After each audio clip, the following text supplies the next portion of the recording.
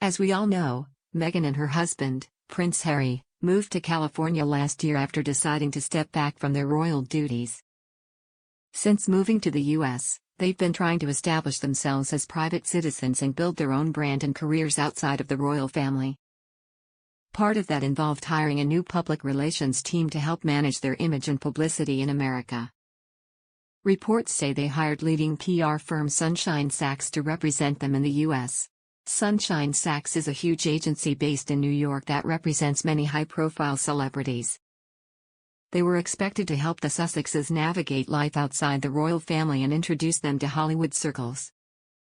So everything seemed to be lining up nicely for Meghan and Harry's new non-royal lives in LA.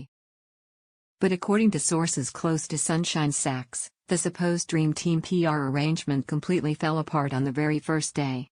Insiders claim that within just a few hours of officially starting work with Meghan, the entire Sunshine and Sachs team just up and quit.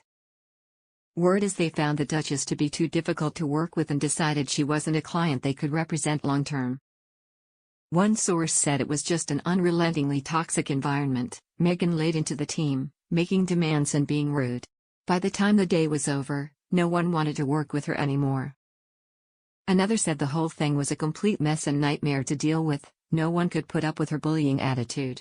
Ouch, those are some pretty harsh allegations if they're true.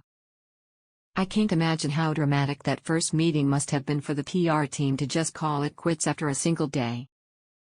It paints a picture of Meghan being high maintenance, entitled, and having unrealistic expectations of how she wanted to be represented. Of course, we only have these insider sources claiming this version of events, and we haven't heard Meghan or Harry's side. But it does track with previous reports of Meghan being allegedly difficult to work with from her royal household staff as well. Word was she reduced some of them to tears and had high turnover. If a full team of experienced professionals who deal with difficult celebrities on a regular basis couldn't even last one full day with Meghan before bailing, that does say something. It implies her behavior was over the top even by Hollywood standards. We're talking about the cream of the crop in celebrity Puerto Rico here, so they must have felt she was just too toxic. Now you'd think abandoning a major new client like Meghan Markle so abruptly would damage the PR firm's reputation, but interestingly, no one from Sunshine Sachs has directly commented on what supposedly happened or denied the story. That lack of official response seems to add credibility that there must be some truth behind the core of these accusations. So now Meghan and Harry are back to square one in finding someone to effectively manage their public image as private citizens.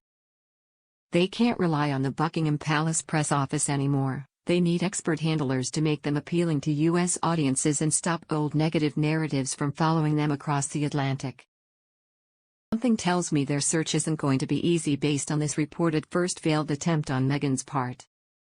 It does make you wonder what exactly her behavior was like that caused a whole team of industry pros to resign immediately. Is she just having normal adjustment issues transitioning out of the royal family, or is she really that impossible to please, even by everyday Hollywood standards? Either way, her approach clearly isn't winning her favor if these claims are to be believed. A huge part of being successful in any sphere requires good relationships and cooperation with the people around you.